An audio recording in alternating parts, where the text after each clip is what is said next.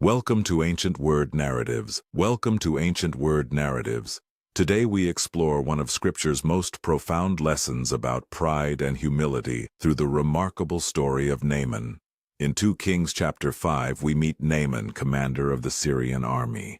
By every worldly measure, he had everything: power, respect, wealth, and military authority. But beneath his armor lay a devastating secret. Naaman suffered from leprosy, a disease that would eventually strip away his position, his health, and his future. His desperation grew as no Syrian physician could help him.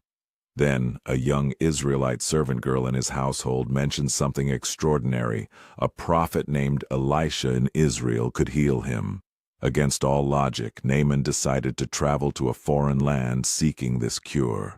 When Naaman arrived at Elisha's house in Samaria, he came with expectations. He brought gifts of silver and gold. He came with his retinue and his authority. He came expecting to be treated as the great commander he was. But Elisha did not come out to greet him. Instead, he sent a messenger with instructions so simple, so undignified, that Naaman nearly left in rage. "Go and dip yourself 7 times in the Jordan River," Elisha said. Not in the great rivers of Damascus, Syria, which Naaman considered superior. Not with ceremony or ritual, just the Jordan 7 times. For a proud military commander, this was humiliating. But then something beautiful happened.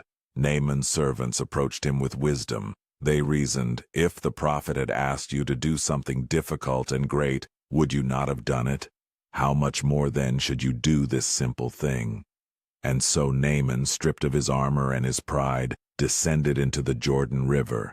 With each immersion, he let go of his need to control his healing. With each dipping, he surrendered his expectation of how things should happen.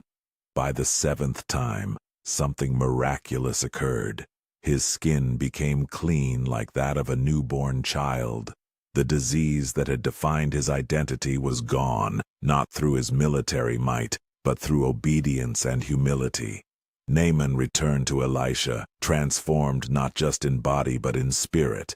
He declared that now he knew there was no God in all the earth except the God of Israel. He offered his gifts, but Elisha refused them. The healing had not been earned through payment. It had been given through grace. The lesson echoes through the ages. Naaman teaches us that sometimes our greatest obstacles to transformation are not our circumstances, but our pride. Healing, whether spiritual, emotional, or physical, often requires us to release our need to control the process.